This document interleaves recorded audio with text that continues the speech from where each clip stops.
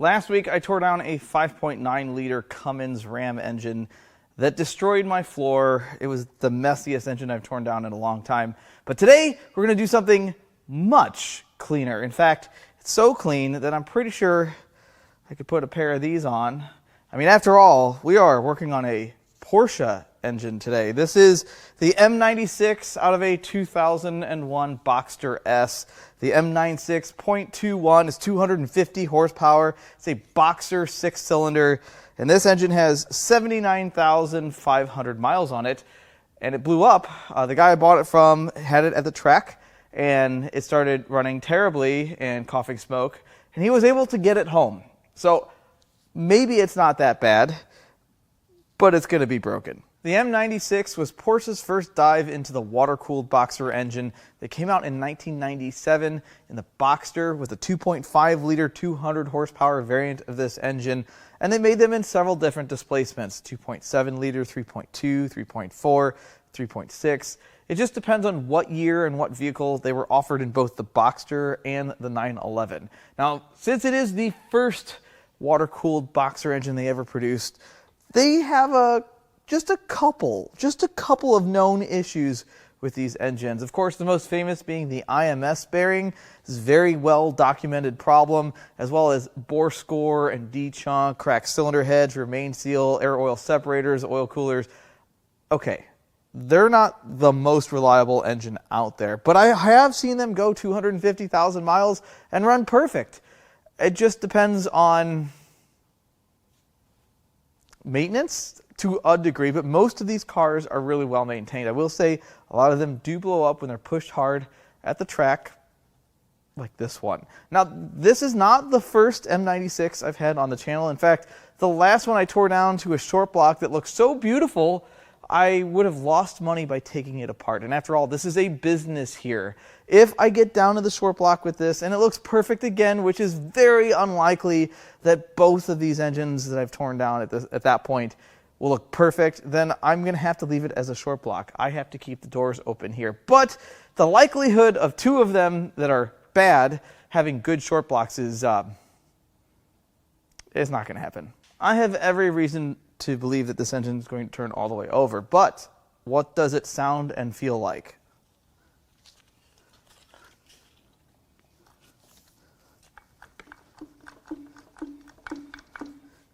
You hear that? You think that's Uncle Rodney? I don't know. I don't feel it. It's got compression.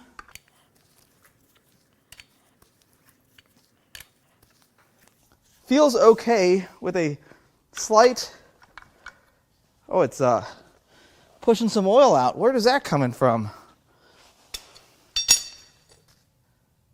Oh, that's not good. Is it bad when raw motor oil comes out of the exhaust ports? I think so. The first thing I'd like to do is pull the coils and plugs.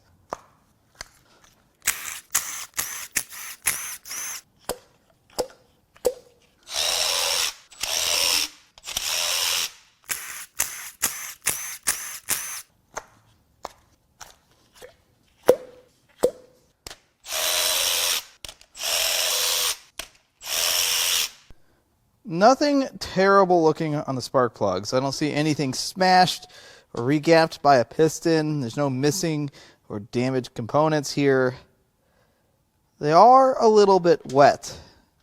And it's not just one cylinder. That's wet, that one's a little wet. So I wonder what we'll find inside. Now that the plugs are out, we can get a better feel of how this rotating assembly feels.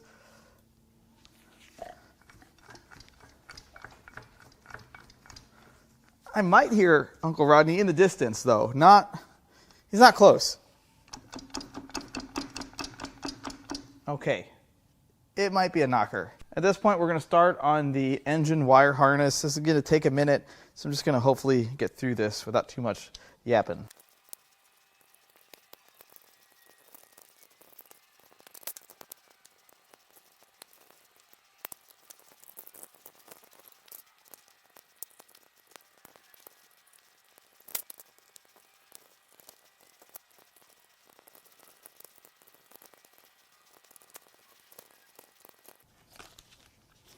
All right, now it's much easier to get the plenums off.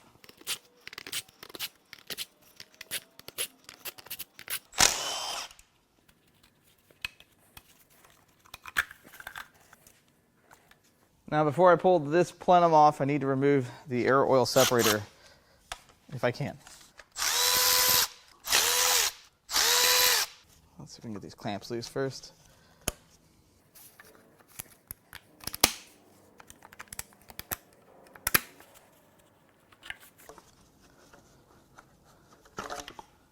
And the air oil separator is out. Next we can start unbolting the plenum from the cylinder head.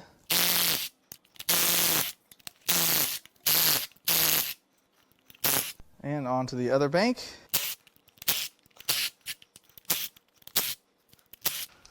At this point it should be pretty loose. I don't know if there's more to disconnect. I would imagine there is. Let's try. Okay, so we need to get this crankcase tube off. Where does that run to? No man's land over there. Okay. I think we can still get this off.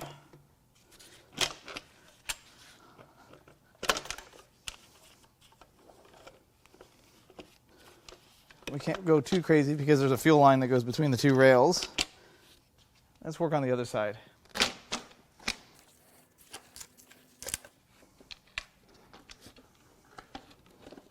Okay, I think we can get the center tubes off. Let's see what it's going to take to get both of these off. Pull that hose through. And so we have one vacuum line.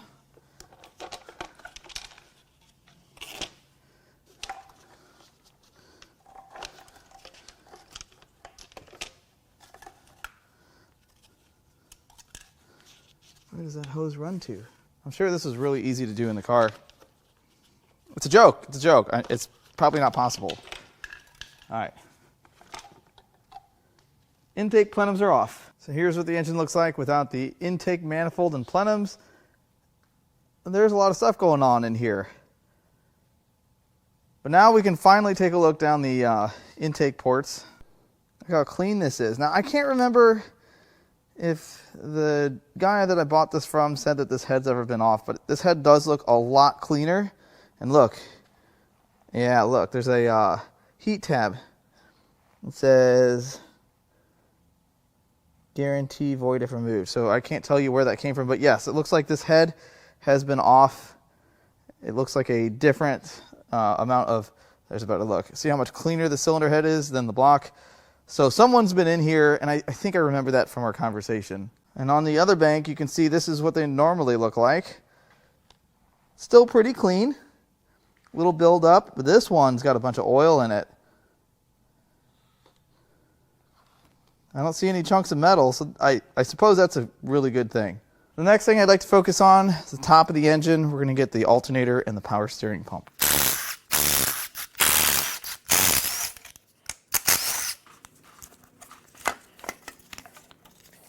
Definitely looks like a replacement alternator.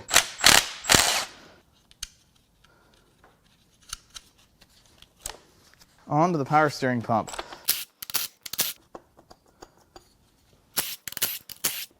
Okay, we definitely have more to do. We might take a recess and start working on this harness again.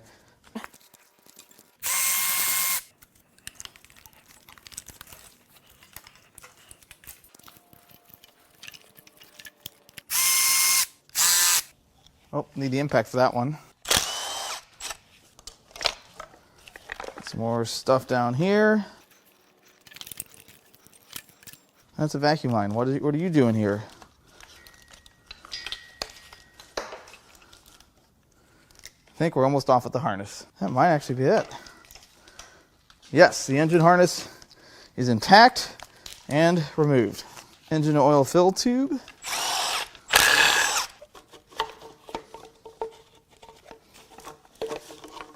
Oh, look at that. It's starting to look like an engine, right?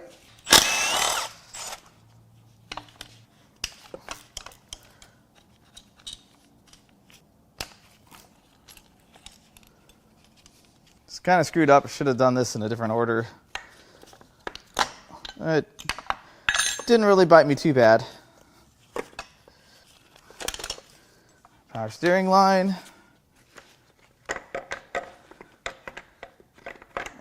That does come out of there, I promise. Why would they make this like this? They wouldn't do that on purpose. It was just an accident, I'm sure. An engineering accident, you know, that happens. Well, I think I figured it out, actually. There we go. Now the power steering bracket.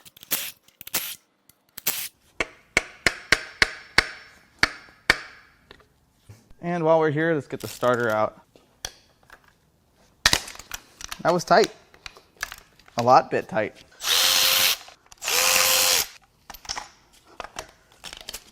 Next, we're going to take the secondary air system off.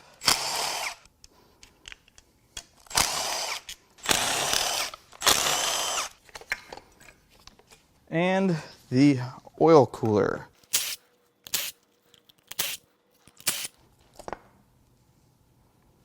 It all looks pretty good. I don't see any intermix in here, which is a problem on these engines. Now we're going to focus my attention. We are going to focus my... That doesn't make sense.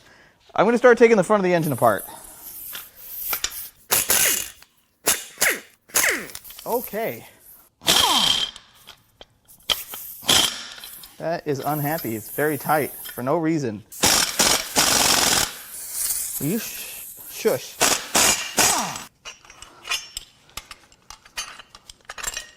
Now the engine mount.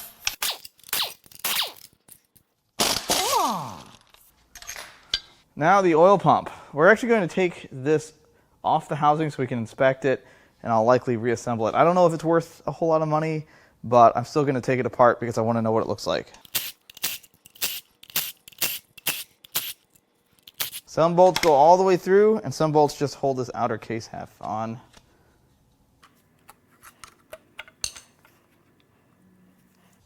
Here is the pump of oil. Looks really clean. We will go take a look at this right now. So this looks excellent. I don't see any signs that debris ran through here. It's clean. The oil looks non-metallic. Always a good sign. However, there's a hint of sparkles in here. It's not a lot. It's really hard to say. That doesn't look that great.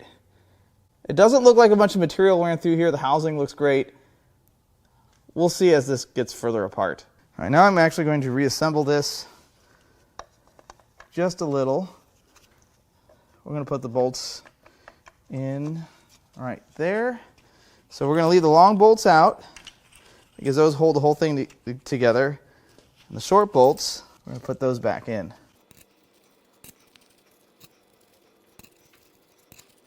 I'm not going to go crazy on these. We're just going to walk it in a little. Perfect. Now I'm going to get some more of these 10mm bolts out.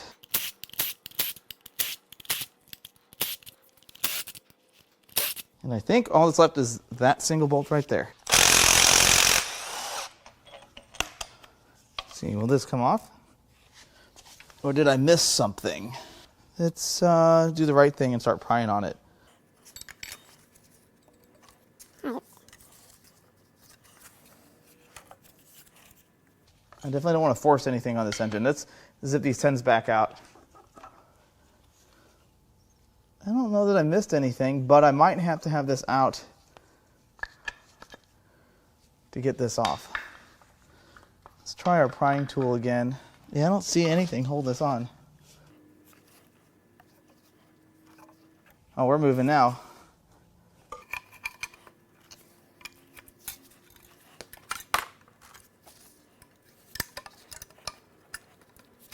It's all this shaft right here that drives the oil pump. There's not a lot of tolerance here, which I can understand.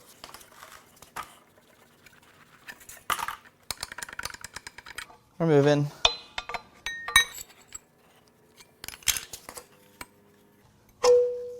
All right, now it's time to start pulling the cylinder heads. We're going to start this plate here, and then we can remove the valve cover, which coincidentally has the camshafts built into it.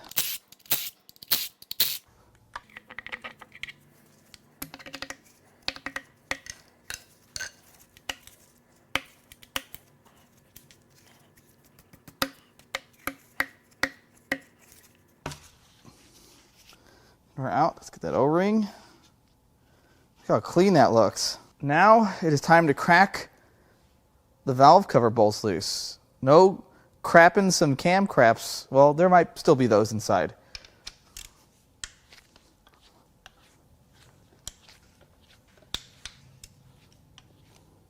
All right, so these are the actual cam caps here. Get this out of the way. All right, all these are loose, so now we can get these loose.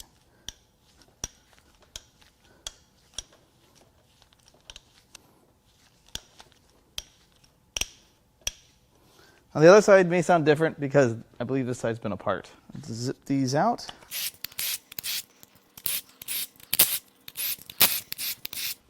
And we gotta keep these bolts separate from the bolts that are actually the cam caps. So, one thing I'd like you to notice, see how one of these bolts has a little bit of Loctite on it and the other one does not? Now, when this was apart, they used bolts from the perimeter because I saw some valve cover bolts or some cam cap type bolts. Now, I believe the bolts are the exact same, but that's not where they're from. Just something I noticed. So this, okay. About that. This is spring loaded apparently. We have to be careful. While I am going to pry this off, I'm going to use a towel on both sides of the screwdriver. Kind of reduce the chances of marring this up.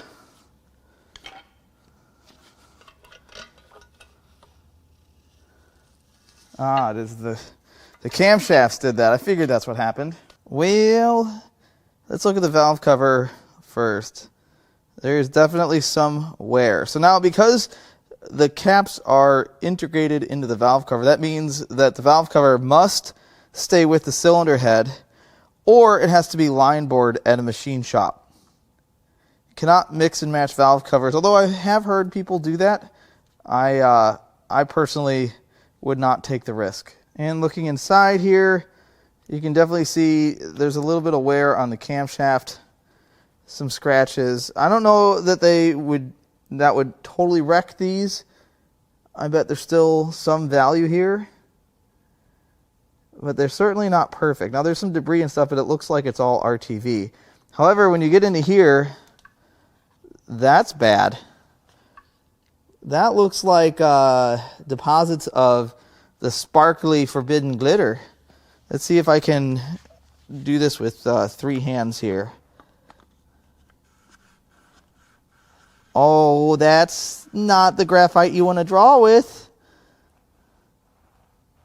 Not good. Next, we're going to unbolt these 410s on the cam gear. And now the chain tensioner. Oh, I need brakes for this. Or not.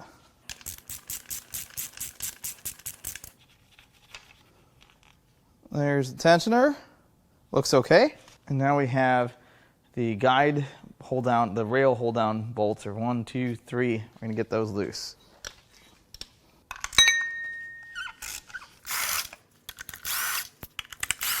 I think I can get this out. Oh, I thought I could. Yeah. Well, there's one rail. It looks like it's been replaced. The date code looks like it's from 18. Next, we'll get the bolts all the way out for the cam gear.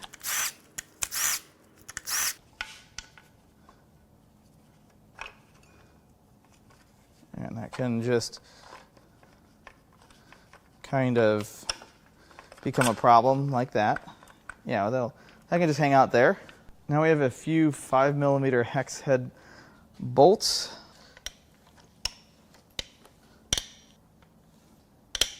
Oh, there's that noise you guys like.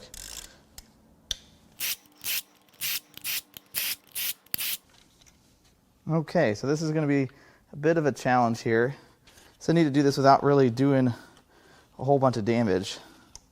And they are in a bind, very much so. They're in a bind because of those cam lobes right there. And I don't know that there's a tooled section of this to turn the cam by. And I've already unbolted this, which I don't even know that that would help me anyway. The next thing to do is we're going to just put a little pressure on this chain right here. The chain doesn't really matter.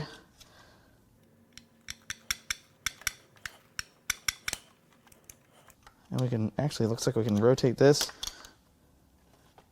Look at that. You know, now we're not in a bind anymore. This feels like there's some tension here. There's one cap there. There's the other cap. These have to go exactly where they came from. And this can come out as an assembly, like so. And at that point, probably get this cam gear out. Like that, and then we can pull the other rail out. Like that. And this rail is from... And that one looks original, so maybe the other one hasn't replaced and I was just reading it backwards. So there's a good look at that cam journal and all the buckets. All this looks pretty good, to be honest with you. Obviously, there's something wrong with this engine. We've already seen signs of it in here. There's lots of bad in here. So I know we're going to find damage, but all I see are symptoms of damage here. And the two cam caps, not a ton of wear. Camshafts all look pretty good. So even if the heads are trashed, I think these parts will still sell. I just hope the heads are good. The next thing I'm going to do is remove the buckets so that we can remove these trays. I'm going to put them in the exact order they came from.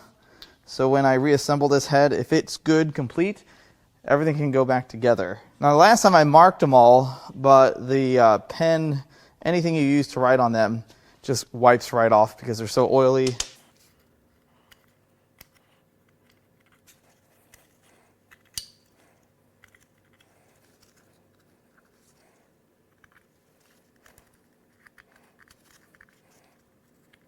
Now we're going to crack these trays loose.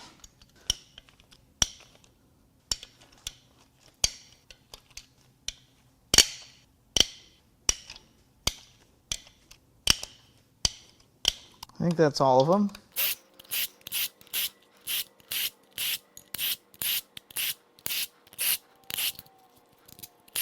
I think that's all of them.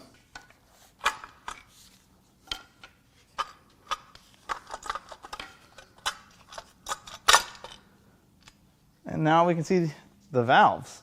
Now I don't see anything that looks like it's bent. If one of these valves was bent, it'd be at a different height and at a different angle. The stem, you could tell. And I don't really see anything. So that's good. But before we get these big head bolts loose, there's 1, 2, 3 bolts around the perimeter. And then we can pull a head.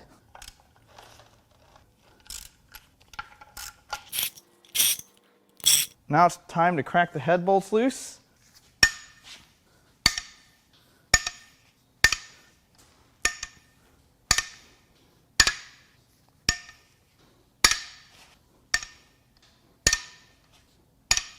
Now normally I'd use my air gun to zip these out, but I need to be full of care, so we're going to use the electric one.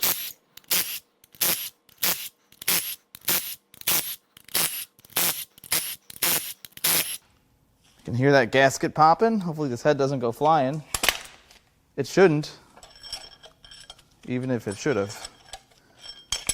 Look at them long head bolts.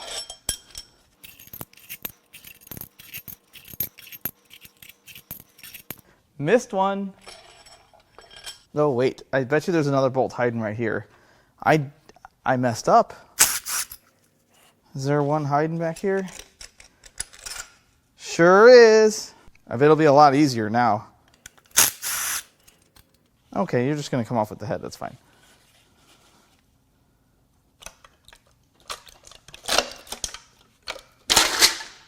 Oh, yeah, there's problems. Oh, yeah. Well, you guys want the good news? The good news is that this engine's coming all the way apart. The bad news is it's got problems. Well, right off the bat, I can tell you it's got bore score, it's got intermix, and that piston has made contact with the cylinder head. So right off the bat, 3 problems. I'm going to get that oil sopped up so we can get a better look at the pistons. But yeah, this one is not a good engine. Nowhere near as good as the last one, and that's okay.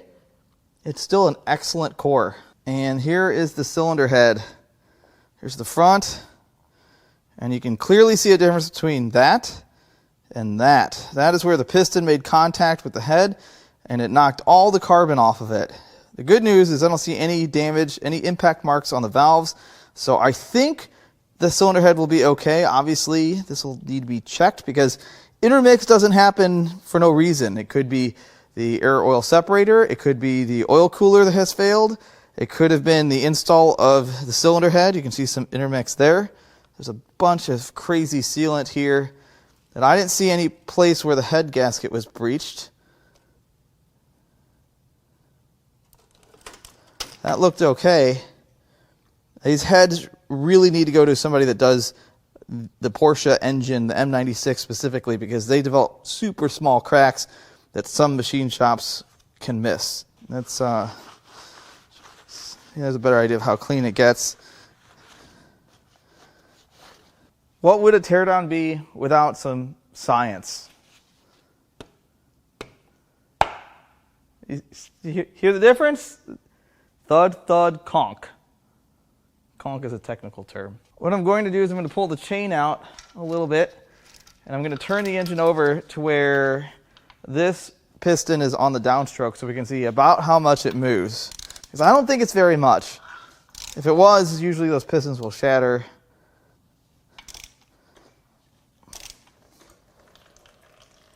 Oh, we're leaking stuff out of, who knows. Okay. So I'm going to zoom in on that rod and piston, and we're going to see how far we can push it down. Not very much. 1/16 of an inch or so. There's no way I'm going to use a metric measurement for that. And there's a better look at the front cylinder on that bank. All of these have a little bit of damage. It's not just from rod knock, although that doesn't help it. So I ran this thing through our parts washer to clean it up a little bit. I also don't remember seeing all this RTV on the last one. I don't know if you're supposed to do that or not. Either way, this was the cylinder or combustion chamber that was struck, and I don't see any cracks, or there's really no damage to speak of. Now I know these things are known for like micro cracks that I don't know that I would actually be able to see, and there are other parts of the casting, I suppose, that could be cracked that I just would not ever be able to see. There's special tests you have to do to see that stuff. I don't have that equipment here. I don't really see a reason to believe the head has a problem. Obviously, this engine has a bottom end issue. Now we're going to start on the other cylinder head. This is pretty much the exact same process. A few differences. Now we'll cram these valve cover bolts off.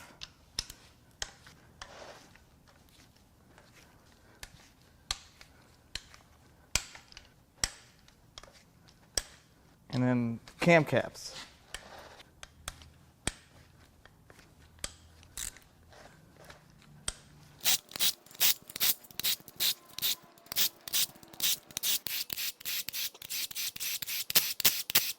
Okay, all the bolts are loose. I think I got them all. Let's see here. The other one just kind of exploded off of here, but this has a lot of sealant still. I didn't miss any bolts, did I? Wow, that's very on there. There we are. You don't really want to pry on the mating surface if you can avoid it.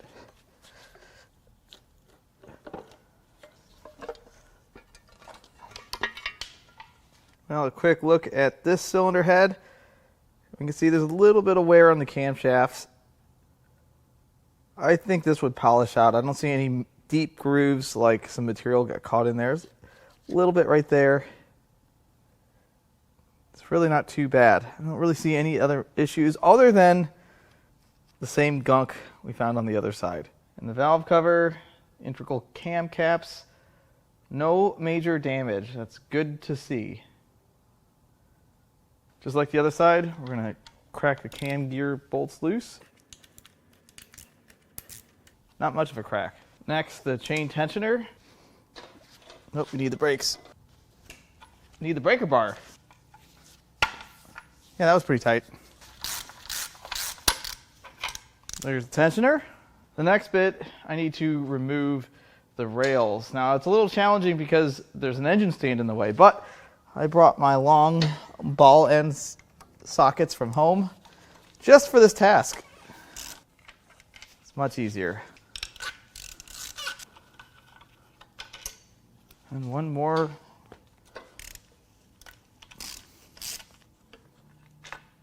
I think I can get this one out. There's one rail. Now we're going to unbolt the cam gear.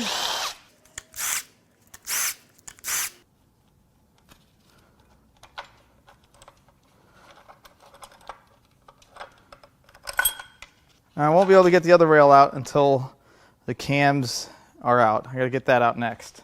Get these cracked loose.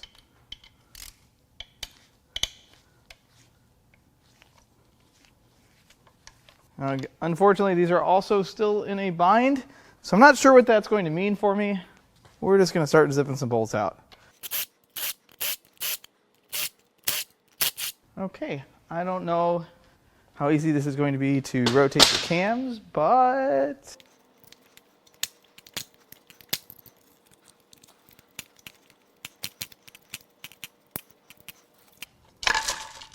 okay, now I think we can pull this all off in one piece. Should be able to get the other rail out too. Let's go take a look at everything. Well, the journals in the cylinder head look pretty good. I'd say this side looks better than the other side because I don't really see any imperfections here. And the cams look excellent as well. And keep in mind, this engine only has just shy of 80,000 miles on it.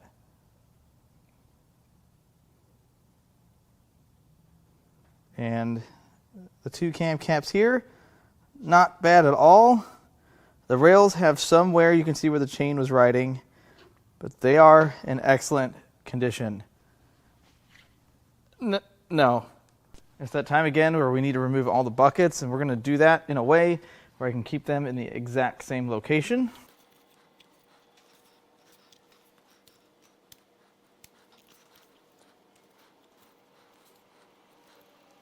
Now the lifter tray.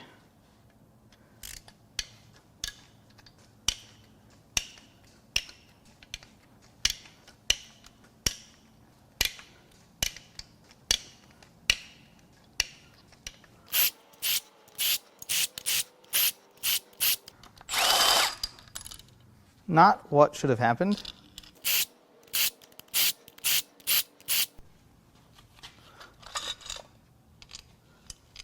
Now, one thing I did not cover on the other cylinder head is sometimes these heads will crack in this area.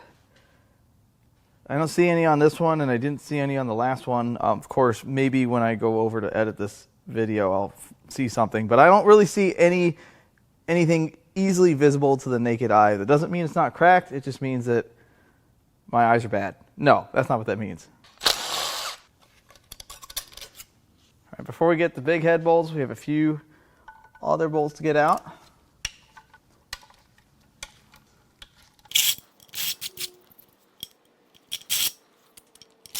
Now it's time to crack the head bolts loose.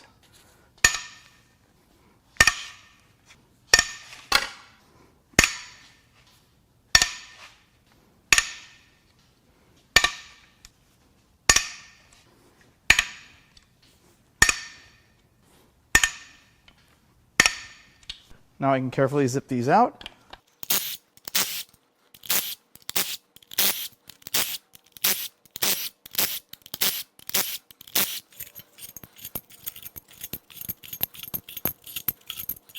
right, this head should just pop right off. It should. I got all the bolts out, right?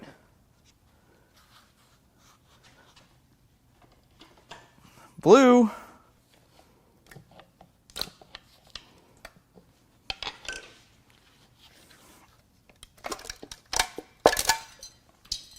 Wow, what have we in here? Well, this side looks much happier. Much better on this side. I don't see anything terribly detrimental, but I do see some oil in here. So, I'm going to get this oil soaked up a little bit and we'll take a look at the bores. Well, these bores look really nice. There might be a little hint of bore score on that side, just a little. Not terrible. I mean, some is much worse than none, of course. But I don't see any marks like the piston struck the cylinder head. Everything looks pretty decent, but we still have to do our scientific test.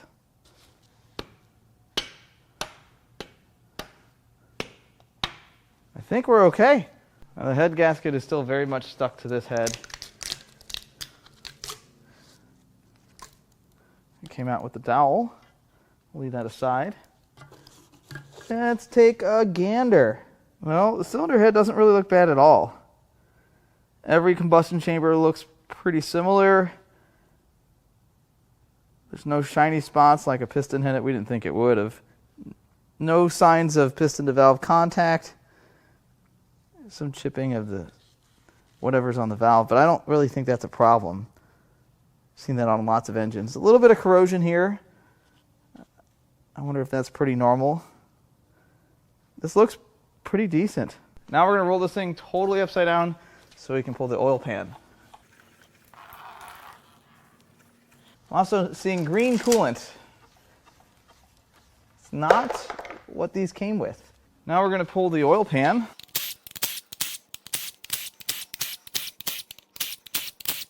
I do like how there's always a place to pry. It's designed that way.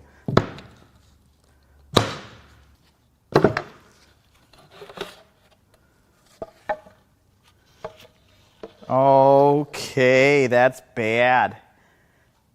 Yep, that is the worst we've seen so far. Let me take you on a tour. First stop, bad. That is fragmented forbidden glitter. It's bearing material right there on the edge, and that's because I turned this engine upside down. And for our next stop, we'll take a brief pit stop at the pickup. I have no idea what this is, but I touched it. There's also some other debris in there. And our final stop is going to be the bottom of the oil pan. And as you can see, let me zoom in. More fragmented bearing. Not enough to put this one back together. Look at that. Now, obviously, we've seen a lot of engines that have torn up bearings, and there's usually a lot more forbidden glitter and paste in here. But for one of these engines, this is pretty bad. Next, we have a few unnecessary things in the oil pan, and I'm only kidding. We're just going to get the level sensor and the pickup stuff out. I'm assuming that's level sensor, at least one of these is.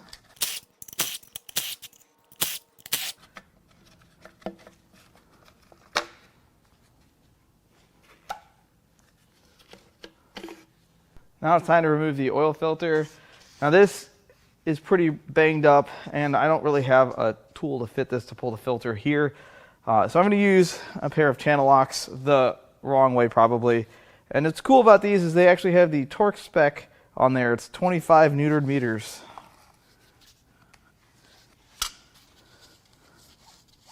Let's see what this filter looks like.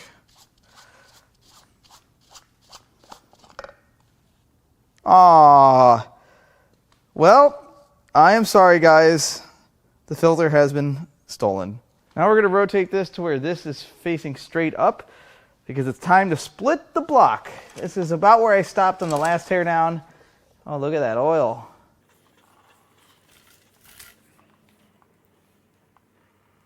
And we're not making too much of a mess. So the plan here, and it may not work at all, is to unbolt this case half and then unbolt this case half from the stand.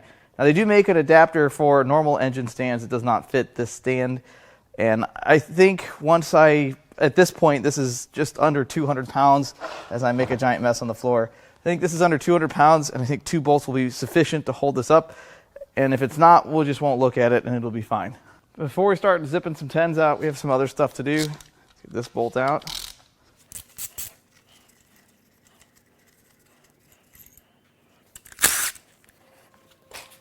Nope, need a breaker bar for that one.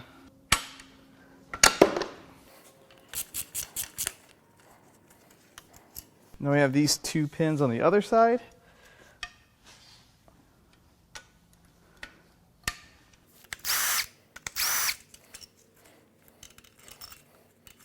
Next, we're going to pay some attention to the IMS bearing, or the intermediate shaft bearing. We don't need to take the nut off the center, but we do need to unbolt these external torques from the block.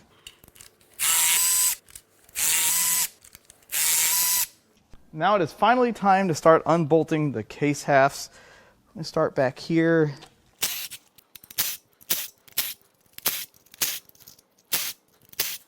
I'm going to pause for a minute and see if I can get this crank bolt out. And it's gone. I'll get the washer out later.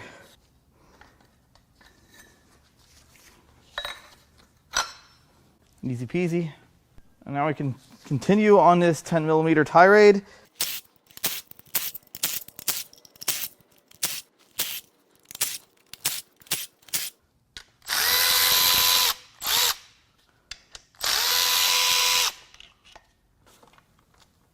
No? Okay.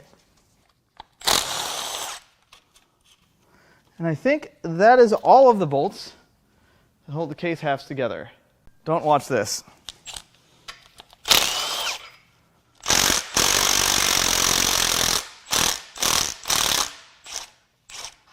I said don't watch it, but look, it's fine. See? Fine. So here we are ready to split the case, and they leave you places to pry. One there, and I believe there's one in the middle right here. Porsche knows what they're doing, at least in this case. And now it is time to enter uncharted territory for myself. I've never done this before, so we'll see. Well, that wasn't really that difficult. Is that really it?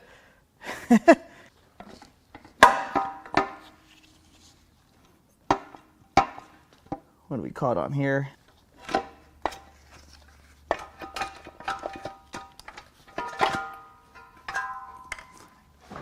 That wasn't that bad at all. Oh, neat. Would you look at that? There's our intermediate shaft right there.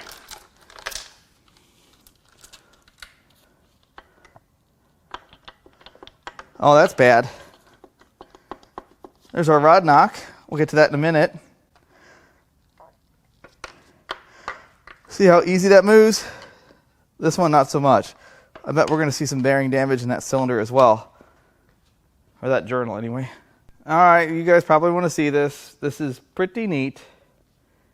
So the crankshaft is encased in this. I think it's called a cage. Here are your rods and pistons. Here is the one that actually has a little bit of damage, even though it won't focus. It's got some damage. We'll look at it closer, but there's our rod knock. Here's our intermediate shaft bearing. This is the infamous intermediate shaft bearing. There's that chain for the IMS.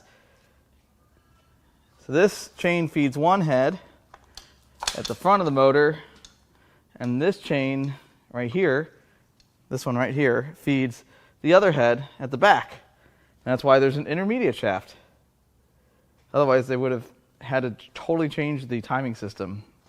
Oh, I probably should have done. Sorry, I didn't mean to say that. That's just a cough. And if you look, that's not gold. This is not Dan Hurd's channel. Those aren't pickers. These are fragments of rod bearing. At this point, I'm not quite sure what I need to do next. I'm sure we'll figure it out. There's the RMS that was hard as a rock. Hard as a rock. I think what I need to do is turn the engine over so I can get the rod cap bolts for the case half that's still on the stand, so I can pull the crankshaft with these 3 rods and pistons. I think that's how that works. So we're going to see if we can turn this over.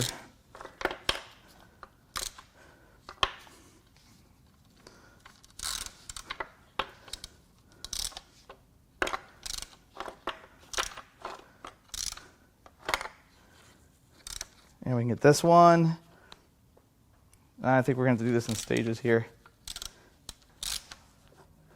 Let's work on this one first. No, we'll work on this middle one. These are 12-point, they look like 10 millimeter 12-point sockets or bolts. All right, we're going to start here.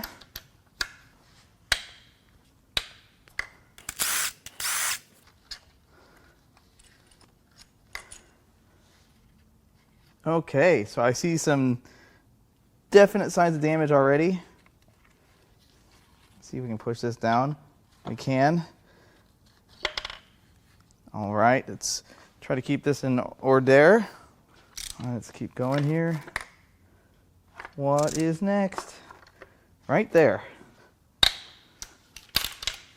I needed that.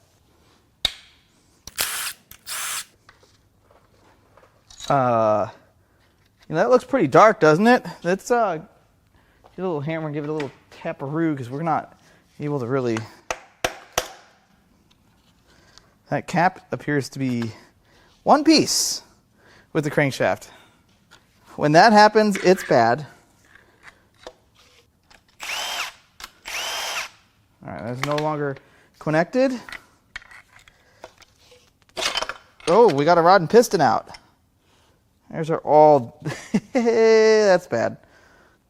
But can we get the cap off? Yes. And that is pretty bad. This is much worse than I anticipated. Let's put this back together so we don't get things out of order. All right, we just have one more.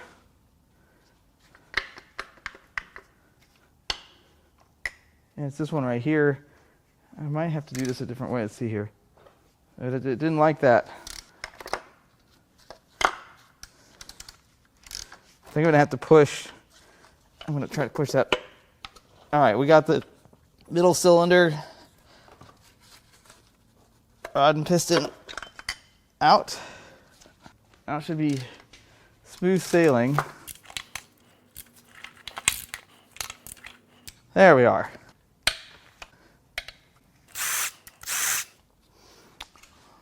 Give it a little tap. Oh my man, this is so much worse than I anticipated. All right, we're going to try to push that one out. I think we can use blue to do this.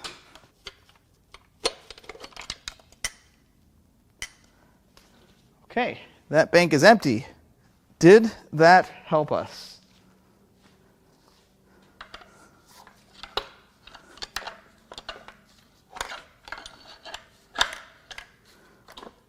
Look at that. I think this comes out as a unit. Wow. That is way heavier than it looks. Probably because it has all this stuff with it. I just want to get this out of the block. How can I do that without hurting myself? I think we're just going to wing it. We're just going to pull the cage out. Hope for the best. Let's get this out of the way.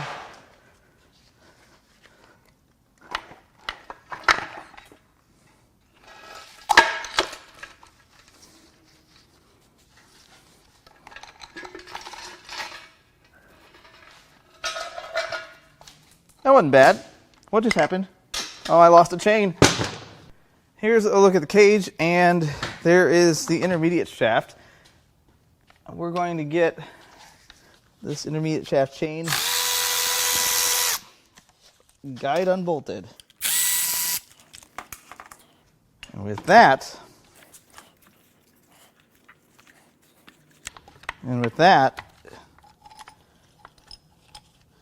pull this out.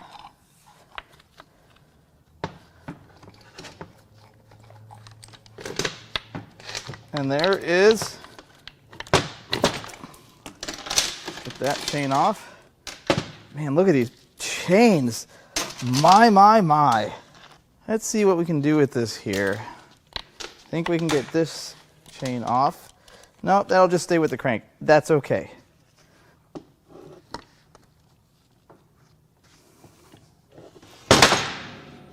That's good for it. Next we'll get this off.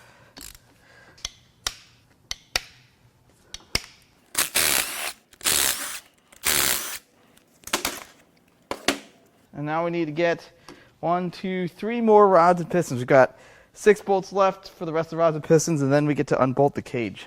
We are going to start with the middle cylinder since it's easily accessed.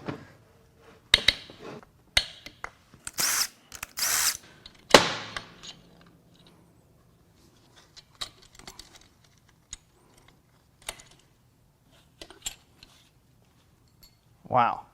All right, let's rotate this just a little. Now I can get to this one.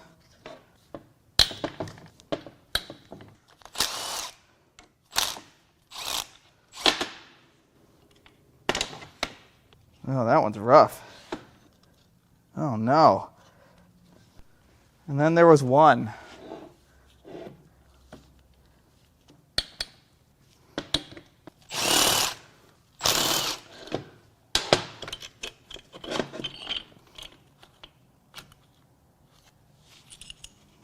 We don't have a lot of bearings to account for yet, because many of them are still on the crankshaft. Now we're going to split the cage. We've got some more 12.10 millimeter headed bolts. I'm just going to crack them loose with the breaker bar first. They don't really make any sounds. You know what? Let's use the air impact.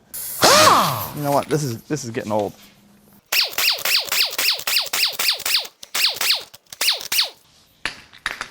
I'm sure it just lifts right off. Actually does. Oh boy. There's some damage in there.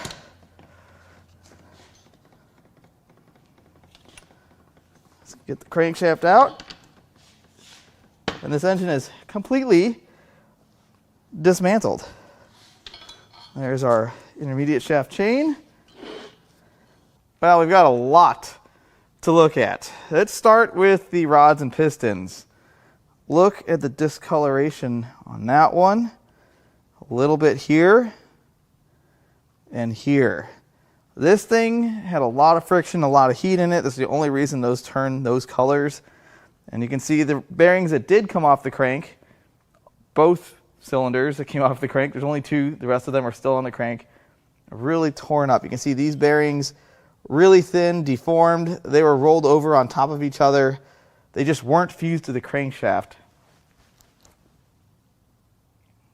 Now the pistons don't look too bad. There's not a ton of wear on them. I don't see any damage.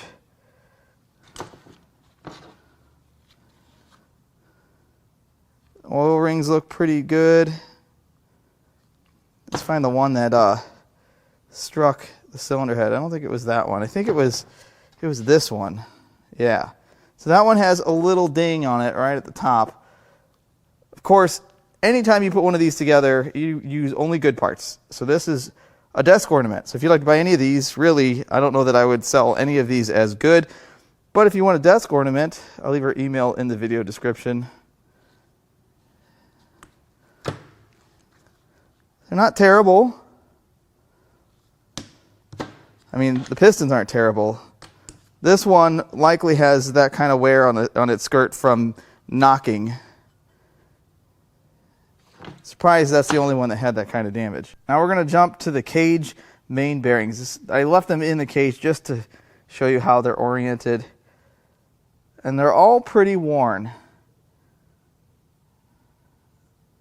They're by no means destroyed. It doesn't look like they endured a ton of damage from this situation. There's a little bit right there.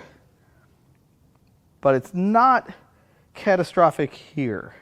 And then we get to the crankshaft, which is just gone. I mean, it's here, but that bearing's frozen. This one's frozen. These two were spun. This one moves a little, well, it did earlier. We'll come back to that. We're going to get the camera on it. Look at how trash that journal is. We're going to get the camera on it, and we're going to try to pry those bearings off to see if they actually come off the crank. Now let's just pick one and start. Oh yeah, this won't come off. Oh, that's rough. Okay. I'm just going to lay them right here so we can take a look. What about this one?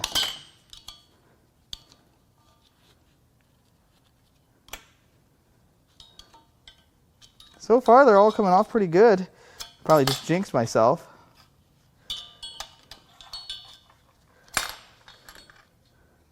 And I think there's one more, this one right here. And it's gone. All right, let me get these all lined up and you can take a look at those bearings. So, this is not good. It's not good at all. None of them are completely razor thin, and they are all 180-degree bearings, not those, 50-degree bearings that we've seen on really bad examples. But they all did damage to the journals on the crankshaft. I don't think, now I know you could probably regrind this crankshaft, but for the amount of labor it takes to rebuild one of these engines, and again, I don't know what a crankshaft's worth, this still may be a good buildable or usable core. But that got hot, and there's significant damage. Now, probably the most talked about M96 failure, and I think it's actually lesser common than most of the other common failures, the IMS bearing. This feels and sounds pretty good. There's no play in it. I don't think it was on the edge of failure. 80,000 miles is, I wouldn't consider it super low, but I've heard horror stories, and it wasn't with this one. And let's take a look at the bores. There's definitely some bore score there. Some of that's from rod knock. There's some. I do think that this block still has plenty of value. Somebody will build this. And here's the other block half.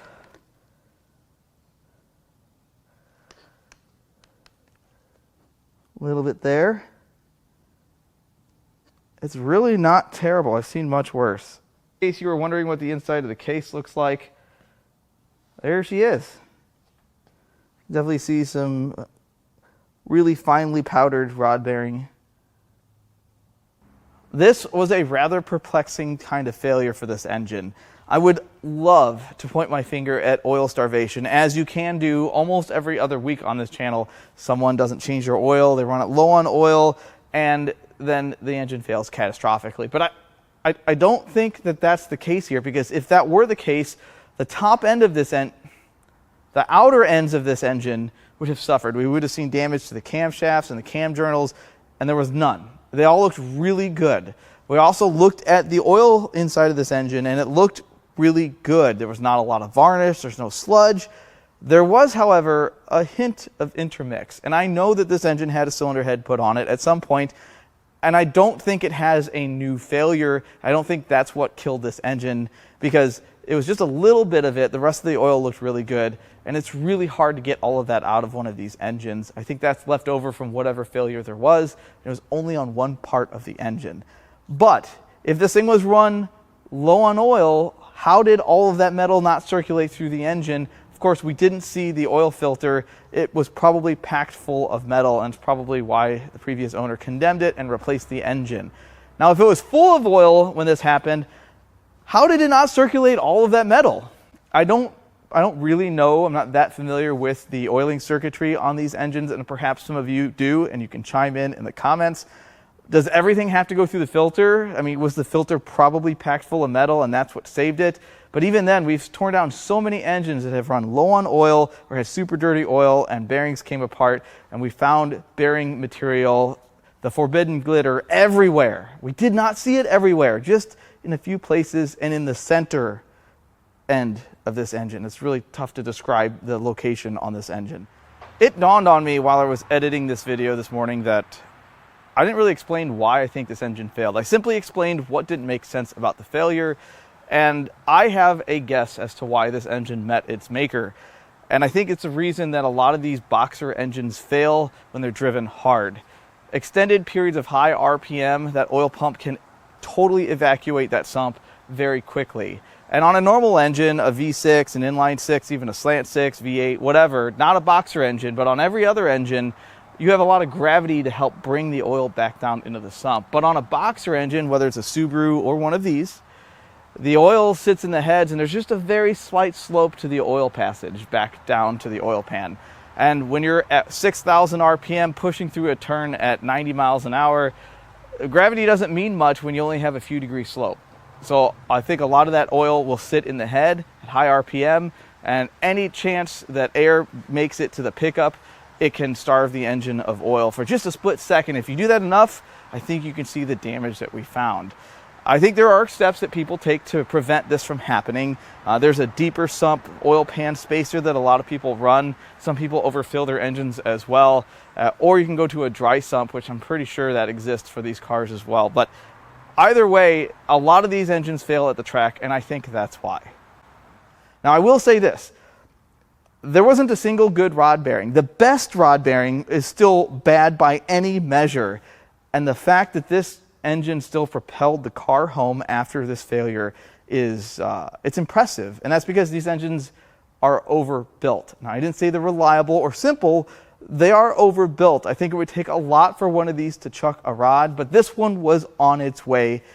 I'm just really impressed overall. Now, the last one of these I tore down, I stopped at the short block, and I was kind of bummed about that. Obviously, I'm happy to have parts to sell. That's the whole point of this. But now I hope I've redeemed myself and torn this thing all the way down. And it turned out that this engine is still full of really good parts. I got 2 cylinder heads, the block halves are good, the cage is good, the crank and the rods, on the other hand, are not good. Now, I don't know how expensive the crankshafts are, and perhaps it's worth having the crankshaft repaired.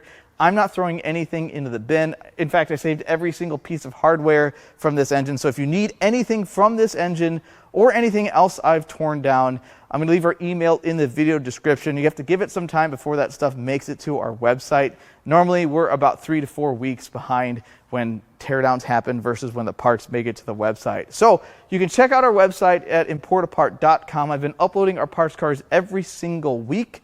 I really hope you enjoyed this video. As always, I love all the comments, all the feedback, and even the criticism. I love it all, and I'll catch you on the next one.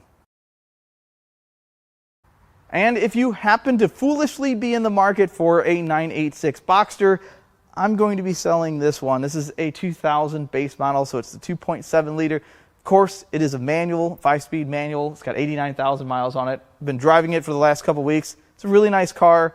I got to sort a few more things on it. I got to get the top working, and all that stuff will be fixed before I decide to let go of it. I'm going to leave my personal email for this in the video itself, because I'm going to likely delete the end of that after this car sells. So I can only sell it one time. Anyway, hope you enjoyed the video.